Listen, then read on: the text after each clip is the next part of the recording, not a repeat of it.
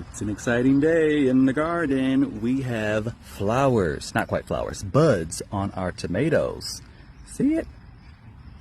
Buds turn into flowers and flowers turn into food. So this is very exciting.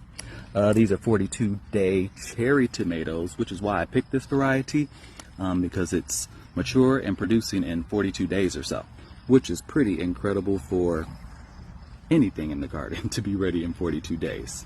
Now I'm going through and pruning suckers from the plants, tomato plants, which are the little tomato plants that try to, there's one right there, that try to pop up in the nooks of the tomato plant, because they literally suck the energy from the growth point, which is where you want to direct it and train it to grow in a particular direction.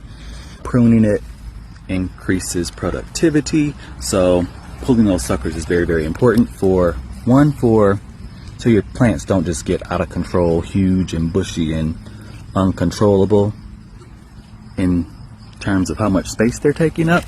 So pruning is important for that, but also just so you are keeping the energy focused in the right part of the plant, which is the top, the growth point.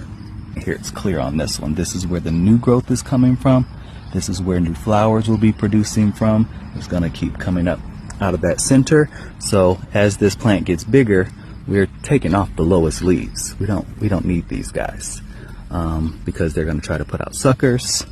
There's another one there.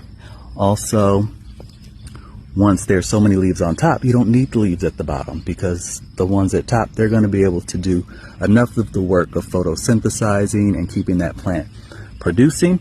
So take off the bottom leaves so the plant isn't sending energy to leaves that it really doesn't need. It can focus that energy in the correct area.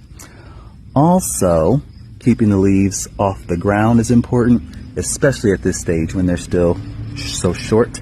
But keeping leaves off the ground so that they're not being splashed with mud and water and all the things that could create disease in the plant.